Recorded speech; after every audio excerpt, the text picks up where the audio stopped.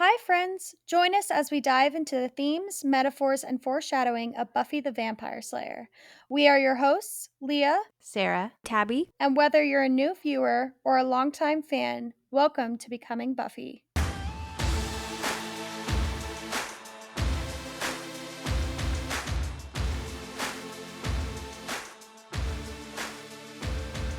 Hi guys, welcome back to Becoming Buffy. Today we are talking spoilers for season 5, episode 7, Fool for Love. Wow, this episode, man. This is one of those episodes that I feel like we will be referencing for the rest of the show. There's like a handful of episodes throughout the series, and this feels like one of them. Well, I was about to say, this episode is the type of episode where it's mentioned so much in spoiler sections that when it comes to its own spoiler section, I don't know what to say. Because I'm like, I feel like we've already said everything. There's not, well, yes, but also there's not a whole lot of like foreshadowing or things like that. There is some, but a lot of it is a culmination of works throughout the show. I think that's why it's so good. But I mean, for a spoiler episode, I was just thinking about it and I was like, I really thought that this episode would be meatier for me, spoiler section wise. Yeah. It's got a few things. It's got quite a bit of little things that it foreshadows for later on. Obviously, Buffy's death is a big one. But I was thinking about it, and I think there's only really 2 Spike-centric episodes. It's this one, and it's Lies My Parents Told Me. They're very connected. They're very connected, but they're also inconsistent with each other. And we'll talk about that in a second, because I feel like the way they portray Spike is vastly different. But yeah, I don't know. This episode, man, I knew going into it, it was going to be meaty, but just like talking about it in the spoiler-free section, I was like, good grief, there's so much to talk about.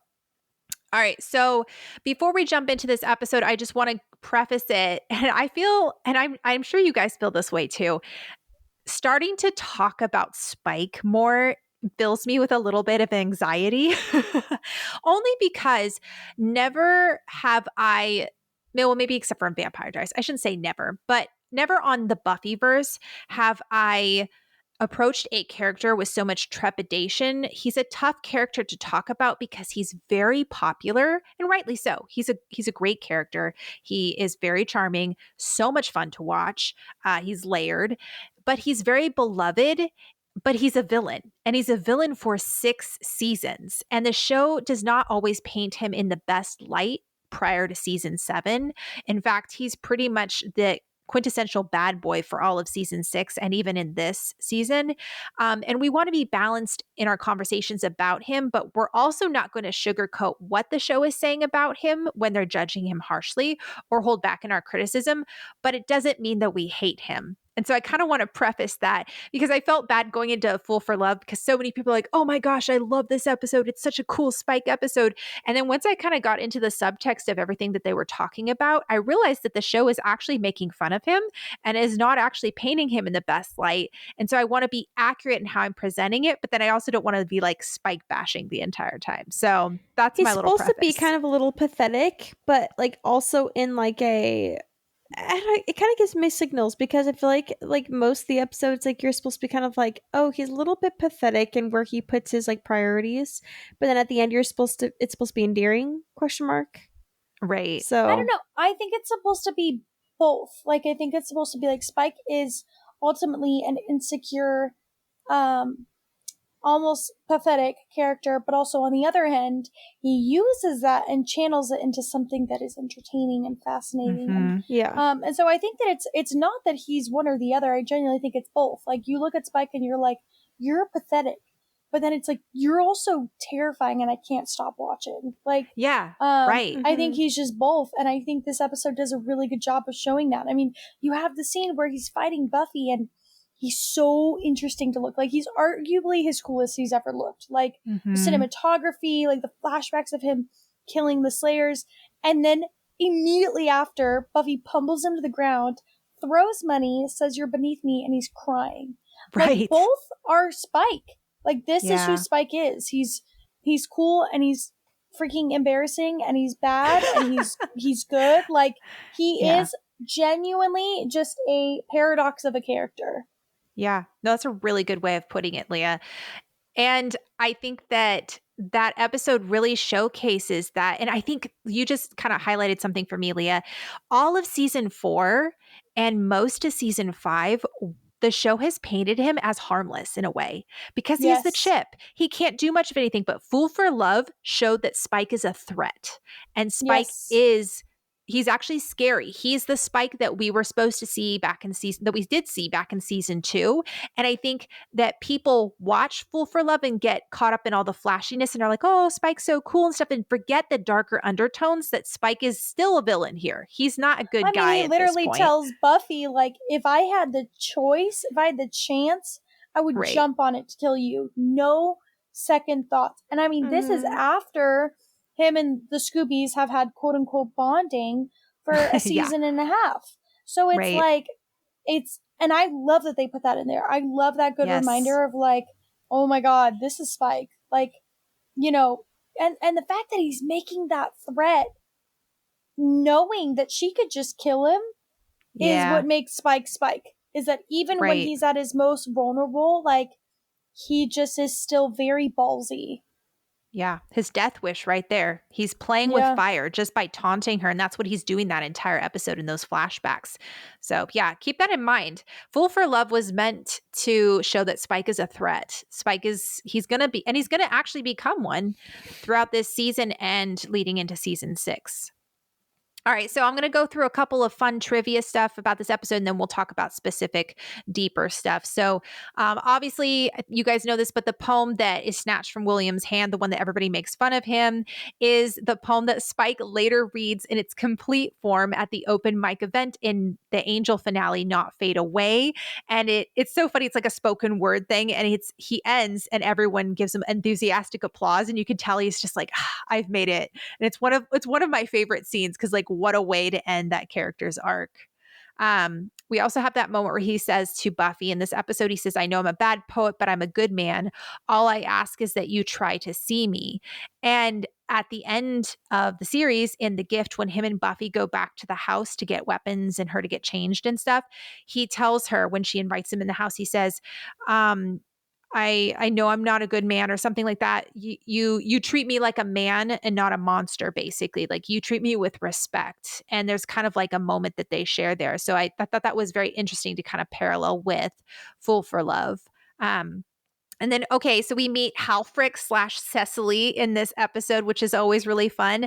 Apparently, we come to find out that Halfrick, the actress, or Halfrick, the character, and Cecily are the same person, and that she actually was a vengeance demon. And we come to find out, I think it's in the comics or something else, you find out that Halfrick / Cecily killed all those people in that room afterwards, and that she was unkind to him because she was trying to get him to leave so that he wouldn't be killed or something like that.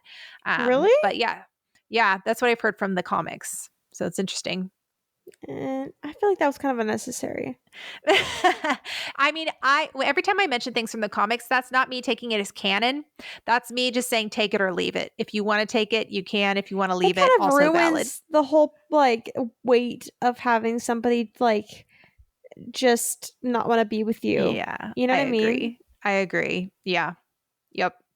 Which is kind of a common thing. And I don't mean to be like out of pocket, but I feel like is a common thing when it comes to the writers of both the show and the comics, where they retcon certain things to put Spike into a better light.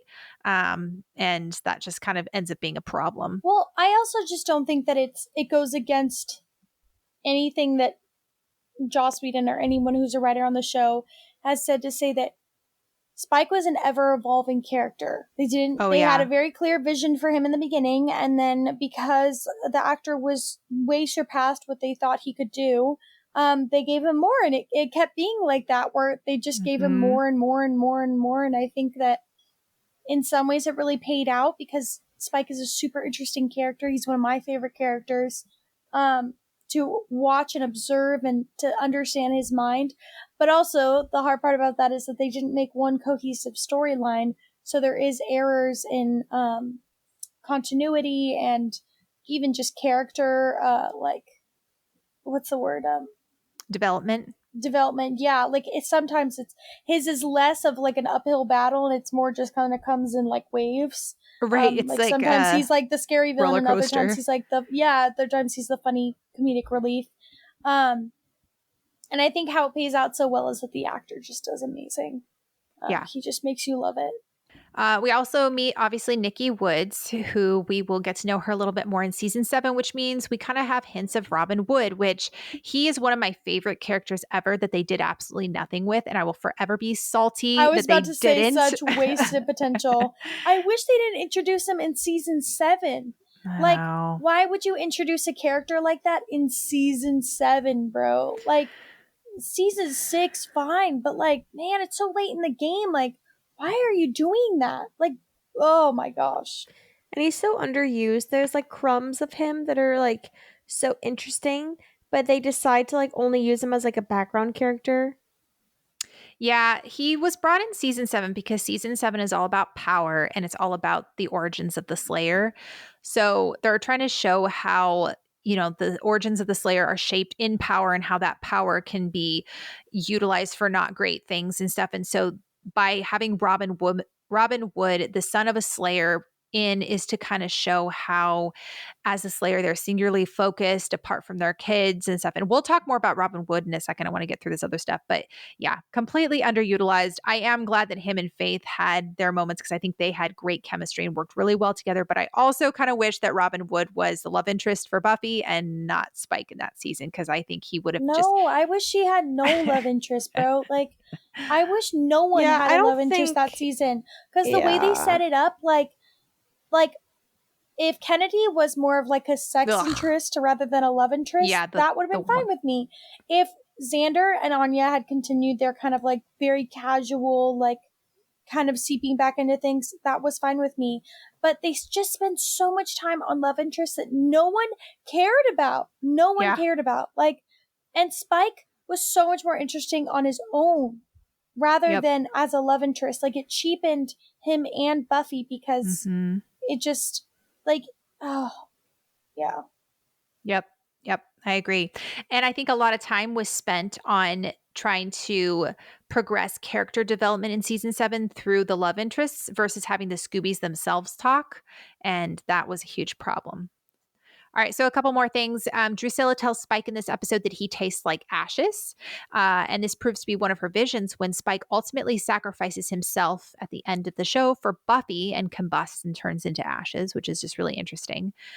This was really cool. Ming Q, I believe is her name. I'm probably mispronouncing it, but she's the actress who plays the Chinese Slayer that Spike kills.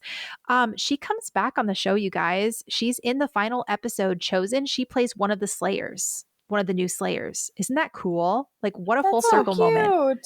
Yep. The first draft for this episode had a monologue for Joyce about how great her life had been, but it was discarded. Petrie explains it was absolutely awful. It was just this giant neon sign saying, "I'm going to die." This is your bi-weekly reminder that the body is coming. Does she die next week? No. Next week is Shadow. Oh, okay. She dies like the middle of the road in season 5. Yeah. I honestly I never know where we are. We have Shadow, which is the one where she goes in and we start off with her getting the CAT scan and the giant snake comes. Really Leah, weird she one. dies right when you think everything's in the clear. If she's in the hospital, then she's not going to die for a bit. You're right. I didn't even think of that. Speaking of season 7, Spike says in this episode, lesson the first, a Slayer must always reach for a weapon, and then they show him in vamp face. This is I've already got mine. Buffy will actually use a bit of this, almost the same language in season 7, episode 1, lesson, when she's teaching Dawn in the graveyard, and she's talking about how it's about power. They have it, you don't, or you have it, they don't. I forget which way it was. Slipping in my Buffy knowledge, but basically she's talking about how your power is in your strength, but it's also in your stake, and they can just jump to their vamp face, and how she's trying to tell them that she says the vampires always have the power. You always need to keep that in mind. And then we have Spike telling Buffy that it was the best night of his life, the night that he killed the Slayer and realized his true potential and true purpose was to go kill all Slayers and all strong women who have wronged him. But he will tell Buffy that being up with her all night in Touched is the best night of his life, when they just sat there and hugged and looked at each other, which I think is kind of really cool character development. I'm not going to talk about the rest of that episode, but that part was really good. It's so weird that we're talking more about season 7 spoilers now that we're kind of like getting closer. It's just very weird. I know, it's surreal. I'm like used to talking about season 5, this happened, and now we're like here. So, okay. And then I have a question for you guys. So, this episode, I don't know if you guys noticed it, but there are a lot of comparisons between Spike and Angel in their origin stories. And those comparisons don't really stop throughout the rest of the season, most notably being Spike getting his soul and then both of them being in relationships with Buffy. And I don't know. I don't know what your guys' thoughts are with the comparison that I often find, I feel like, what am I trying to say? I feel torn about this. On the one hand, I think it is kind of cool how they have Spike and Angel as they can play off of each other. And this works really well when Spike goes on to Angel season 5 because they are similar enough, at least in circumstance, that they're able to, like, Spike gets under Angel's skin and they kind of rub off on each other and it creates this really cool friction. But on the other hand, it's a little frustrating for me because so often when you try to make an argument about Angel or Spike, people will be like, well, they'll bring up the other person and be like, well, you're not being like, this person did that. So then, you got to say the same thing about this other person. And they constantly are comparing these two characters. But I kind of feel like the show has created this problem by making them so similar. I mean, they're both named William. I often feel like the comparison and contrast has cheapened both characters and their arcs. Like, it's inevitable that the two characters are going to be compared, and they should be. But also, we should be able to talk about them separately. And the show seems intent sometimes on like making Spike's arc just a cheap reflection of Angel's. And I think it does Spike a disservice, and in some ways, it does Angel disservice. And I was kind of like noting that in this episode. I don't know. Do you guys have any thoughts about that? See, I feel like I wouldn't mind if they did Spikes differently. I don't feel like him having a soul cheapens Angels. I think it cheapens Angels because the lore was changed with Spike without having Yep, his that's soul it right there. So like when he does like get a soul, it feels different, and then all of a sudden, like, and I've heard people who are fans of Buffy say like since Spike is their favorite, they'll kind of crap on how moody and broody Angel was in the first couple seasons. I'm like, man, like you just don't understand what the show really did well in the first couple seasons with Angel's arc. And not to say that, like, and again, I really love and I find Spike's journey really fun, but like it's not hard hitting for me. It doesn't give off the same message like when you find out he's gonna get his soul at the end of season 6, I'm like floored. I'm like, oh my gosh, like I'm like excited. There's so much hope. And even the first couple of episodes when he goes like insane, I'm like, oh, this is a really interesting way to see this because we didn't see that with Angels.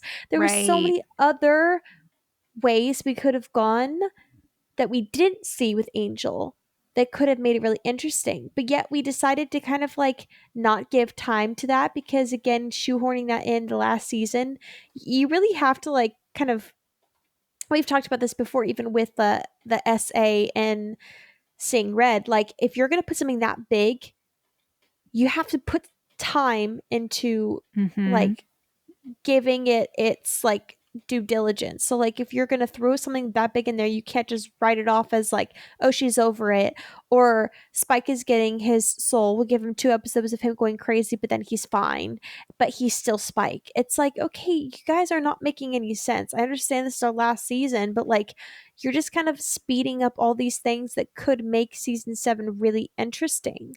And having, oh my gosh, it was like the formula was right there. Having Spike do that to Buffy, but still love her. And then now he's going through what Angel did in the very beginning, but we didn't see, and what we kind of tapped into, which is like him like feeling guilty and going crazy and like having a hard time forgiving himself. That could have been such a good storyline of like redemption. And you even could have kept in the whole like everyone disagreeing that Buffy's like giving Spike all these allowances because she's like, I want to help him through it. That side of her storyline is still there, but yeah, I don't really see it as much because Spike's not really in that mindset after like episode 3. So I don't know. Right. My brain is all over the place when it comes to that. No, but you brought up a really good point, Tabs. The fact that Spike is portrayed as having a conscience sometimes and at being able to like think unselfishly at times, even though it's all selfishly motivated. And then to have him be the exact same after he gets a soul, it creates inconsistencies with the vampire lore and the soul lore that makes it hard when it comes to Angel and Spike. Is that what you're trying to say? Yeah. Yeah. No, I agree. And that you said that very well. I think the only thing that really cheapens Spike is just time. They didn't give him enough time to actually devote to his storyline. I think that him and Angel have similarities, but I mean ultimately their stories are very different. They want different things. They both want Buffy, but like out of life, like you can tell they want different things. Like Spike is not a warrior or a champion. Like Spike is a lover and kind of an artist, whereas like Angel was always born to be a warrior. Like he was born to be a leader. And you see that in their storylines and stuff. And I like the fact that Spike gets a soul, and I feel like I'm part of the minority that actually liked his storyline in season 7. I just feel like I wish that they had done it sooner in season 6 so that it wasn't so much at the forefront of season 7. I feel like it would have even made his death more, or I mean, quote unquote death, because he gets resurrected, but it would have made his death even more significant because we had grown to love him with his soul. So then him dying with his soul would have impacted us more. I don't hate the fact that Buffy was there for him with his soul. I know that you guys do, which is totally fair. No, I just said I like that storyline. I think that You've always said you hated it. You always said that you hated that Buffy no. They were like romantic and all that. Oh, they're two different things. I like the fact what I'm saying is I don't mind the fact that they were romantic in season 7. I just, again, it's time. I wish that there should have been so much time past the essay, and reparations should have been made way before any sort of romantic storyline was even introduced. And I also just think in general, it's like, it shouldn't have been towards the end of season 7 when we're getting somewhere. Like, it should have been established way before so that it's not taking away from the storylines that are of more importance. I like the fact that Buffy was there for Spike because she saw in him what she saw Angel go through. That's what I was talking about earlier. I prefer that they didn't like kind of rush their, I mean not rush, but have them be romantic. I don't hate it in season 7. I just, again, like you said, I just wish that there was a different amount of time allotted to both of their growth before that happens. But I definitely don't hate them in season 7 being romantic. It's not my preference, but I just wish that they'd done it a little bit differently. But I like the fact that Buffy helps him through season 7. That's my favorite part. But I feel like it would have been more hard hitting if they weren't romantically involved and Buffy still did that. I feel like that would have been more hard hitting. Yeah, you guys all know my thoughts about it, and I don't need to say it again, but I'm excited for when we do get to season 7 because I feel like we all have kind of different viewpoints of it. So it'll be really interesting as we go through each scene and through each episode to kind of talk through that and, figure out where we all land. It'll definitely be the first time all of us have like differing opinions on a season. Yeah. Because we're all pretty like-minded on stuff. Yeah. It'll be really interesting. And I think part of it is like, it's a season that we don't watch the most. And so I think that there's a lot of like in between moments that will help shape our feelings of it a little bit more. because I think like we all know the first 5 seasons super duper duper well. But the last 2 seasons, like I don't know as well. And I know you guys don't either. So I think that there's a lot that we're possibly missing, even context wise. All right, so in this episode, Spike states that Buffy will eventually want herself to die, just like the other Slayers he killed, to end the fear and uncertainty of every day possibly being her last. So we have the moment she dies in the gift, and then we have her trying to kill herself in Once More with Feeling, which Spike stops her. So do you guys think that Buffy wanted to kill herself in the gift? No. It was one of those things where it was self-sacrificial, and she is at peace about it, because if it's gonna be her or Dawn, it's gonna be her. And she was okay with that choice because that was a better choice for her than having Dawn do it. She also, it was a gamble in the moment. We're glad it worked out, but like she didn't have to do that. You know what I mean? Like she could have sat there and been like, this could very well not work out, and it would have been understandable if she had let Dawn go out there. Yeah. And and close the portal. So I don't buy into the fact that she wanted to die. The way the piece that she had, the little speech, did not give, oh, I'm so happy I'm gonna run over there and go kill myself. Like it's like I feel like if that's the case, it's like you're so checked out, you're like, oh my gosh, please. Whereas if she had died in season 7, I could see that argument, because she's like, I'm so tired. You mean season 6? No, it's season 7. Oh, season 6. Oh, okay. Well. Her smiling at the end is so deserved. I'm so happy for her. But like, if she had died in season 7 or season 6, I'd be like, there could be arguments there. Season 5, I don't think so. That's what makes it beautiful. If she had wanted to die, none of us would be crying at the end. We would be, maybe, but like it would be for different reasons. I cried at the end of season 5 because I'm like, oh, like it's so beautiful, sacrificial, like for your sister. Like, whereas if she was like, no, pushing Dawn aside to like race off, No. I'd be pissed off. Right. So personally, I think it was Leah that mentioned this in the spoiler-free episode. She says, or when Leah was talking about how she felt like the gift was more of like Buffy wanted a rest from responsibilities than to actually die. I think the only way that's going to happen, like the only way that is going to happen is through death. I don't think Buffy is suicidal in the gift. I think if her mom were suddenly alive, Faith were out of prison and reformed and ready to take on the mantle of a Slayer, and Angel waltzed up fully Shanshu'd, she'd be like, heck yes, I'm living. Get me down from here. Peace out. Don't know. And no, she wouldn't do that. No, but if there was, and like Glory was going to be taken out in any other way, Buffy still wanted to live life. And we see that from like the beginning of season 5 with how full of life she is. I think she would have gone on living. I think it is something interesting to think about, though. Is Buffy being resurrected in season 6 what caused her depression, or was it she was already headed in that direction before she even died to begin with? I think it's both, but I think it's kind of like this idea of like when you slowly slip into depression, I think it doesn't take you by surprise, because it's like it happens so gradually that like you don't even really know you're depressed because you can't remember not being depressed. I feel like that's the feeling she gives me in season 5, where she is depressed. There's so much going on, but it all happened so gradually, like with her mom, and then it was like then Dawn was implemented to her life, and even she had to just keep going. And so I think for her, it's like she didn't even know. And then it's like, then she died and she finally felt peace. Yep. And she realized that feeling wasn't normal. Like what she was, that burden that she was carrying, she didn't have to carry anymore. And then she gets ripped back. And suddenly it's like, oh my God, I was living this way that I didn't have to. And I was finally at peace.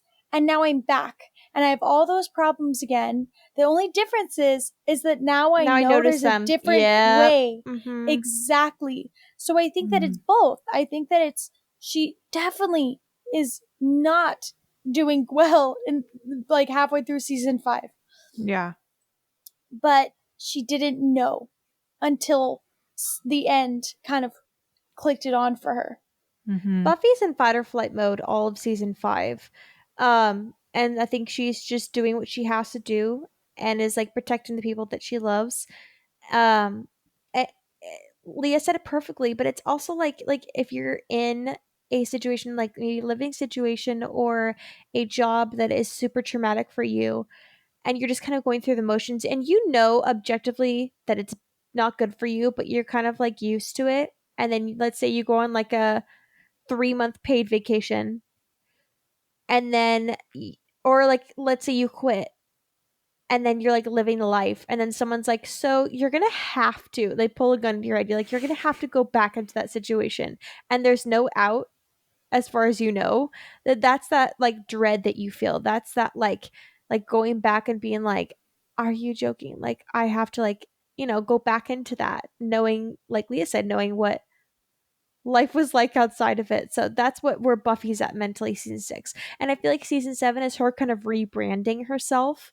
It's her kind of like, okay, let me kind of like power. Like let me take control of my situation. Let me understand myself and utilize what I'm good at and understand my situation, and make the best out of it that I can, and kind of like regrow the foundation, which does have its like hiccups still in season 7. Buffy's still having to deal with some ramifications, but she's definitely feeling a little bit more. She's still definitely like burnt out, but she's not like in a state of dread that she was in season 6. Yeah, she's not loving life, I wouldn't say, Yeah. but she's definitely not wanting to leave her life anymore. Now, her mental headspace and once more feeling, I think she's 100% suicidal, Oh given the yeah, that poor fact that she baby. tries, yeah, her for sure. So I think all in all, I think Spike is partially right when he says, death is your art, death is your gift, and like when you want to die, like that's it. That's when you're gonna die. But I do think that particularly in the gift, that's not exactly how Spike makes it out to be. Part of the reason Buffy is despairing in the gift is because she's starting to believe lies like the one Spike tells her here in Fool for Love, that all she is a killer. She's not. Her killing saves lives and is a gift to humanity. And I think she kind of figures it out by the very end. But at that point, she's so beaten down that she's just like, all right, I'm tired of responsibility. And while I would rather live, this gives me a bit of freedom here. And that kind of leads us to the setup for season 6. So again, we're not going to talk too much about it because season 6, this is all we're going to be talking about. But Spike saying, all in that moment, like, I'm going to be there for one good taste. Him saying, here ended the lesson. I just wonder if you'll like it as much as she did. This whole idea of Buffy wanting it, that she's asking for it. The subtext is icky and problematic, and it sets up the stage for season 6 when Spike recognizes that Buffy is vulnerable and it tries to tear her down and twist the truth to make himself seem better. And I read this back in the spoiler-free episode, but all things philosophical says this accounts for Spike's bouts of sensitivity. In order for Spike to love Buffy, he would actually have to renounce who he truly is. And although we have encountered demons who are not evil, there has never been one case of a vampire renouncing his true nature except for Angel. And Spike doesn't renounce who he is in season 6. And sadly, not even really in season 7. Instead, he tries to bring Buffy down to his level and make it seem as though she's not different than he is. And he takes advantage of her depression and grief in season 6 for his own gain. And I know so many people say that seeing red is out of character for Spike, and it's not. And this episode is proof of that. He feels entitled to Buffy, as Bro, evidenced. I will not die on any other, like, I'll die on a lot of hills in the show, but this is coming from Spike is like my second favorite character. Like, standalone character. I think he's entertaining and interesting, but absolutely everything that happened in seeing red was justified. Yeah, it was in his character. I mean, this is the guy who made the Buffy. Yeah, justified bot. was the bad wording. I just mean like it made sense for his character. It was consistent. Yes, consistent. It was justified. Yeah. No. Consistent. So bad. We know what you meant. I know what you meant. Yeah, but that was definitely something I needed to clarify. Please, nothing in season 6. Don't take her out of context. Yeah. Oh my gosh. They use you as a soundbite and they're like canceling us because Leah said it was justified. Yeah, so many people jump on us. But he feels entitled to Buffy. That's why we have the Buffy bot. He doesn't understand the word no. That's why we have Lover's Walk. dead things, and so many other episodes. And his obsession with Buffy is evidence of his own inferiority complex and purposelessness, which is another reason why season 7 is frustrating for me personally, because we have that moment where he puts his coat back on as a reclaiming of this is who I am and I'm tired of pretending I'm not this person. But it's like, who are you without the costume, Spike? He put on all of this stuff so that he could be someone different. And at the end of this episode, Full for Love, we find out that he's still the exact same person, which brings us to Lies My Parents Told Me. And that episode is going to be the bane of my existence until we are done talking about this show, because I feel like that episode is problematic in so many levels.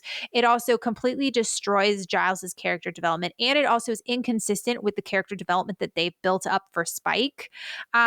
In Lies My Parents Told Me, the show seems to be speaking through Spike and telling Robin the message about how life is full of meaning and purpose is better than constantly pursuing personal happiness. Like your mom was a slayer who sacrificed her own personal happiness for the good of the world. The problem is Spike dons his coat that he took from Nikki, his trophy, as a part of his costume that he wears to hide his insecurity. And then he doesn't apologize to Robin. He doesn't admit that he was in the wrong for committing murder while in the pursuit of his own personal happiness. Instead, he tells Robin, well, at least my mother loved me. Like, it's just icky. It's not good. And that episode is just such a missed opportunity. That is really only the second Spike-centric episode of the series. In a lot of ways, it's consistent, but it's also inconsistent with this episode. And Spike recognizes that a Slayer with ties to the world has ties to her humanity, and it makes her stronger because she then has a purpose. If he can sever those ties, specifically in this season and in season 6, not necessarily season 7, partially through tearing her down from the inside, then he has her where he wants her. So Spike saying that Nikki wanted to die, yet we find out Nikki had a son. And in the episode I was referring to in the spoiler-free one is Damage in season 5, where Spike finds that other Slayer and she tells him that she was begging for her son's life. So that kind of contradicts what we learned from Spike here in this episode. Lies My Parents Told Me makes it seem as though Nikki didn't care. And Spike tells Robin that his mother didn't love him as much as her mission, trying to make a point about Slayers and the mission. But then we find out that Nikki actually did want her son, did plead for her son. And then at the very end of the episode, Buffy has been telling Giles that, she would sacrifice Dawn to save the end of the world. She would make a different choice than what she made in season 5. But then we see her in Dawn's bedroom stroking her hair. So it's like really interesting how it's like inconsistent, but then I think Spike doesn't truly understand Buffy and Slayers as much as he thinks he does. So that's a very long-winded thing. I also would say I don't even hate that episode for Spike reasons. Like Giles, I hate that episode for him. Absolutely. But I wouldn't have minded that episode at all. Actually, I think it's rather interesting seeing a newfound souled vampire kind of grapple with, where is my responsibility? What do I actually need to own? It is an interesting concept. Yes. And especially as someone who got his soul. There is I think a pride thing with Spike where it's I got my soul. I don't need to apologize for anything. I did the right thing. I think it's a super interesting way to go about it. I just wish that it was in early season 7 or late season 6 so that there was time for him to progress past that, because we don't even see him hit his breakthrough until really truly until Angel. Yep. And I wish that that episode on Angel happened on Buffy in season 7 so that he could truly progress, because I don't feel like he fully grapples. He does grow in season 7, but he doesn't really fully understand the weight of what he's done. Absolutely. And I think that's the issue. Again, it's time. They ran out of time and they were trying to do too many things. And unfortunately, it was the detriment to a lot of people. I think they just didn't allocate time very well, because there's several episodes at the end of season 7 that you're like, this didn't need to be here. This is just a lot of time spent on some wasted episodes. But yeah, they tried to fit a lot into season 7 and they didn't work it out well. But yeah, anyway, we will definitely talk about that again once we get to Lies My Parents Told Me. That is huge episode. Anyway, I do think the writers recognized that they messed up a bit in Spike's characterization in the sense that they made him a little confusing in how he was portrayed. And I am glad we see Spike over on Angel season 5 because he did actually show remorse and we have character development. I will always maintain though that Spike should have been over in season 5 or should have been over in Angel the series way earlier than he did. But I'll end with a quote by Marty Noxon. I thought this was really interesting. She says, he, meaning Spike, would have hurt people if he could in certain circumstances. But if you've sort of lived in the universe of Buffy for years, the dude is bad. And it was the chip that kept him from being really bad. This guy is not to be trusted. If I were Buffy, I could trust him with anything sort of related to me, but I wouldn't trust him in the big scheme of things. In my mind, Spike is always self-centered. It's always about his own wants and needs. It's always about Buffy or doing something for Buffy. But any place else, he's pretty much amoral. He's not a moral guy. He's good when it serves him to be good. He's not really a hero. He would never eat Dawn. He probably wouldn't eat any of the Scoobies, maybe Xander. And I feel that this could be the fault of us. People come to think of him as a sort of softer, more kind of righteous guy. And he's not really. He's not. And Marty recognized that, but then she also recognized that they did make things confusing with some of their writing. So finally, one good thing this woman said. I know, right? Actually, I can't wait till we talk about it later on. There is a particular plot point that Marty does not like and it made her uncomfortable that I was like, really? This is it? Yeah. This is the one? Yeah, this is the one. Yeah. And I can't wait. You guys will agree with her and we're That all will going to be like. the first and last Marty Noxon quote that we will ever play and agree with on this show.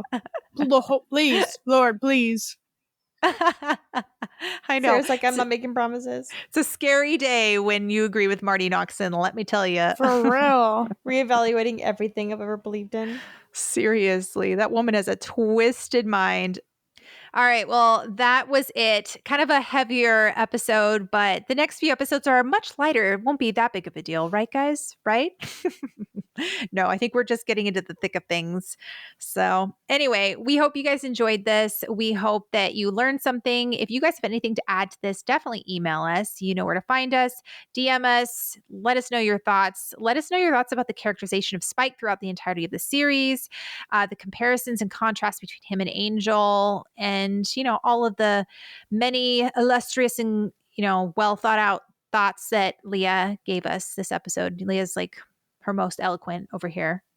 Had a good nap, right, Leah? Yeah, I mean, I went into work late today, so that's it. I worked out yesterday a little bit. Not to brag. Working out your muscles helps your brain. Great. That was great. Exactly. We hope you enjoyed this episode. As always, let us know your thoughts. We would love to hear from you. You can find us on Instagram, TikTok, YouTube, and Tumblr at Becoming Buffy Podcast, and you can email us at becomingbuffypodcast@gmail.com. Shout out and special thank you to our producers, Kashan, CJ, Paul, Chrissy, Kate, and Sophie. Thank you to our listeners, and we will talk to you all next time.